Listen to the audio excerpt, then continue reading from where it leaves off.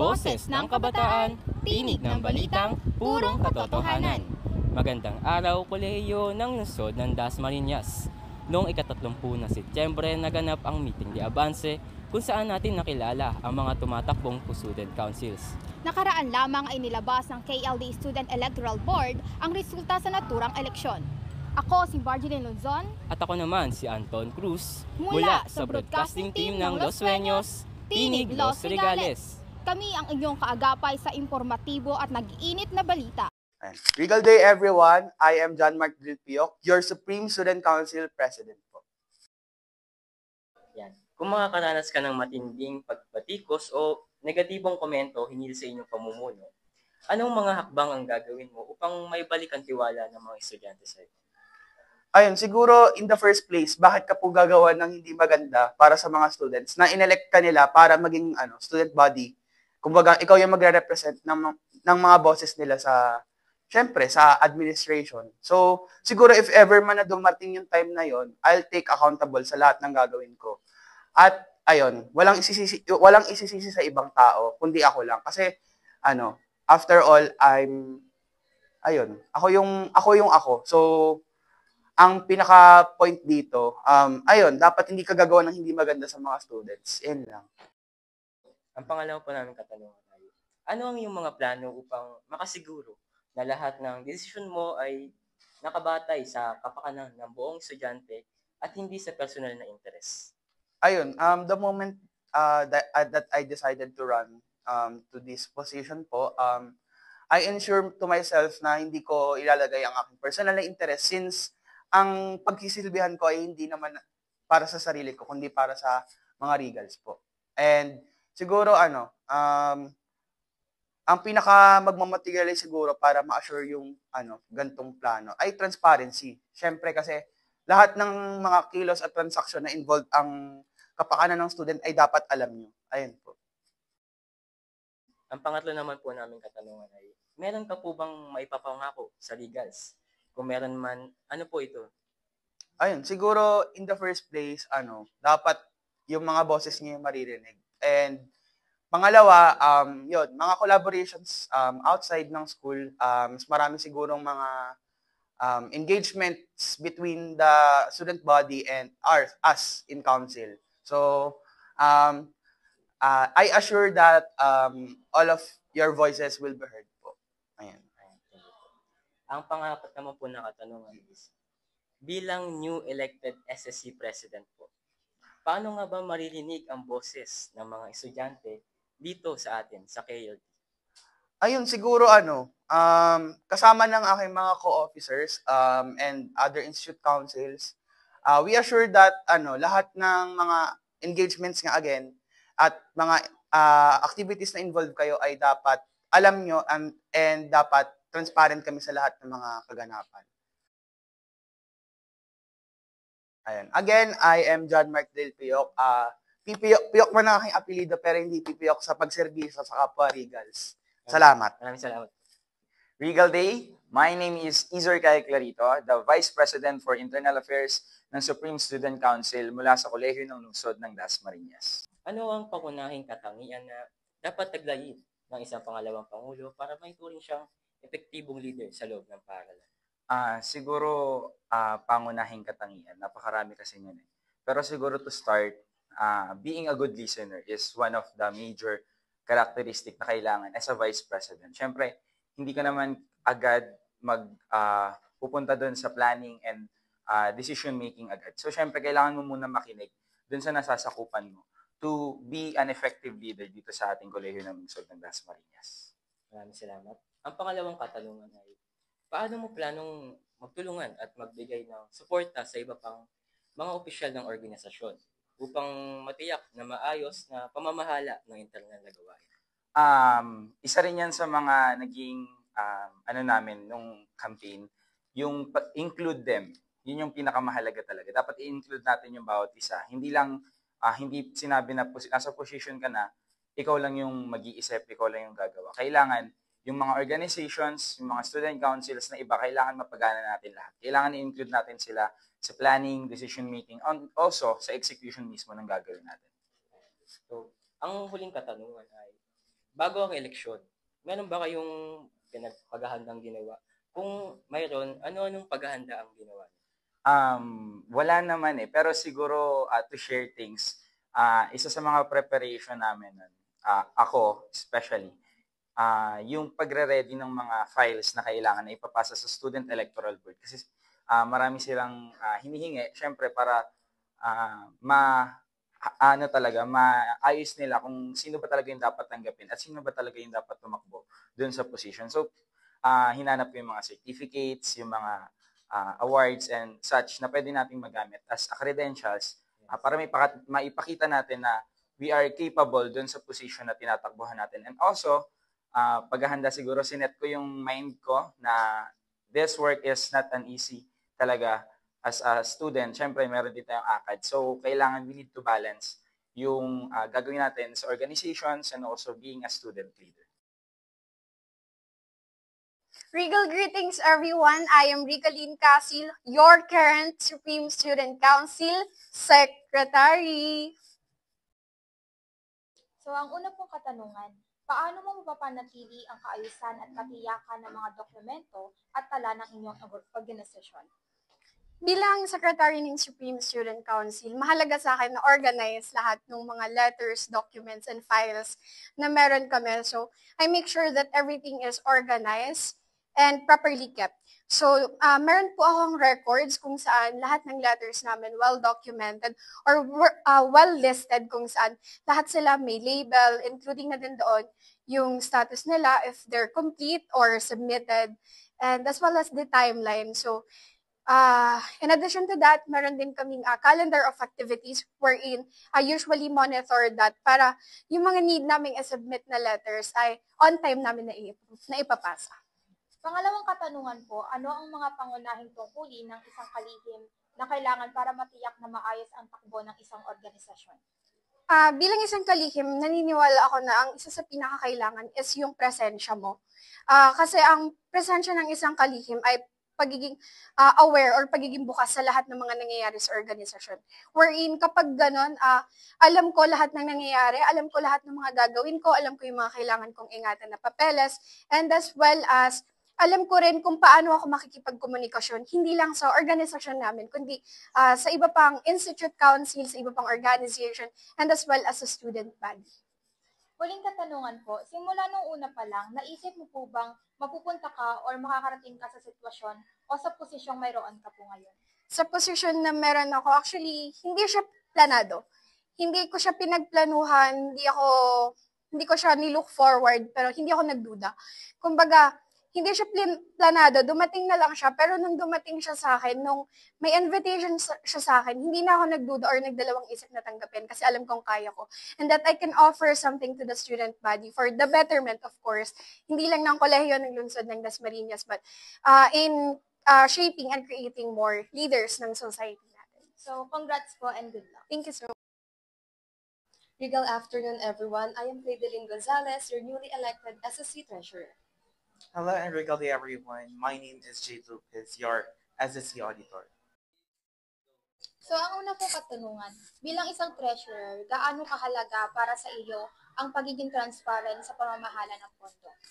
Okay, so bilang SSC Treasurer, isa talaga sa aking trabaho ay ang pagiging transparent or pagpapanatili ng transparency sa KLD. Dahil kagaya na lamang ng paulit-ulit kong sinasabi during our campaign na isa sa aking plataforma ay ang transparency dahil para sa akin napakahalaga naman talaga ng pagiging clear at open sa ating mga kapwa estudyante. And with this transparency, matututo rin na magtiwala ang mga kapwa natin Regal sa aming council, and also with this transparency maiiwasan ang misuse of money, misuse of funds na binibigay sa amin ng mga students. And also with this transparency, matutulungan namin na maunawaan ang mga kapwa nating Regals kung saan napupunta yung mga binibigay nilang pera. And also, sa pagpapanatili or papaalam sa mga estudyante na kaming mga council ay may alam sa financing, matututo sila or malalaman nila na kami nga ay napaka-responsible, napaka-accountable, and with this, matutulungan natin ang mga estudyante na mahikayatin sila na makijoin sa ating mga programs. Para po sa pangalawang katanungan, Ano ang mga konkretong hakbang ang gagawin mo upang maiwasan ang mga uri ng pandaraya o maling paggamit ng pondo? So, now, meron na tayong maraming event na kinailangan ng mga pera, katulad ng donation drive during the Bagyong Christine, and now the Paru-Paro Festival. Sinisigurado namin na meron kaming documents sa lahat ng aming natatanggap at inilalabas na pera. Aside from that, ang aming mga platforms na ginagamit ay merong access ang ating ISC at class reps para malaman ng ating mga students kung saan nga ba napupunta yung mga perang kanilang binibigay. Aside from that, gusto namin na hindi lang kaming student council ang makaalam kung para saan nga ba yung mga pera natin. Yung transparency is very important. So, one of my concrete plan here in KLD is really sharing the documents that we have ngayon sa ating mga students. Para po sa huling katanungan, sa inyong palagay, ano yung katangian na dapat meron ng isang student council? So for me naman is yung pagiging accountable and pagiging transparent talaga sa ating mga estudyante. Dahil una sa lahat, isa po sa aking trabaho talaga, ako po ay isang SSC treasurer. So about money po talaga siya and napakaselan po talaga ng aking work. So pagiging transparent, isa po yun sa aking mabibigay sa aking mga kapwa estudyante. Also ay pagiging accountable naman dahil for example, ang isang council nagkaroon ng kamalian, hindi siya po pwedeng basta lamang iwasan or bigla na lamang mawala. So, mahalaga talaga na maging accountable ang mga student councils. So, aside from that, naniniwala ako na bilang isang student council, tayo ay elected, dapat hindi malaki yung ulo natin. Kailangan marunong tayong magpakumbaba at marunong tayong makiusap sa ating mga tao. Hindi tayo na-elect dahil maganda tayo. Na-elect tayo dahil merong tiwala ang mga tao sa atin. So, that would be. Regal Day, everyone. My name is Hubert Gutierrez. I'm the Press Relation Officer of Supreme Student Council of Colegio de Lungsod and Dasmariñas. So ang una po naming katanungan, paano mo planong epektibong makuha at isaalang-alang ang feedback ng mga estudyante hinggil sa mga desisyon ng konseho? Una sa lahat, may iba't iba kasi tayo mga platform or may mga iba't iba tayong tanggapan such as sa personal. Sa aming mga officers, pwede lumapit yung mga estudyante sa mga officers. And also, nilulunsad din namin magkaroon ng social media managers sa Freedom Mall kung saan masasagot lahat ng kanilang mga tanong. At the same time, meron din tayo sa page kung saan mag-launch din tayo or mag-employ din tayo ng social media managers para sa lahat ng mga katanungan ng ating mga estudyante. Mini-make sure ko as a press relation officer sa Supreme Student Council na lahat ng katatungan, lahat ng outlet kung saan pwede magtanong yung estudyante ay pwede namin ma-attend yung concerns nila. So ang pangalawang katanungan po, paano mo titiyakin na lahat ng mahalagang anunsyo at memo mula sa administrasyon ng paaralan ay maayos na naipapaabot sa mga estudyante at guro?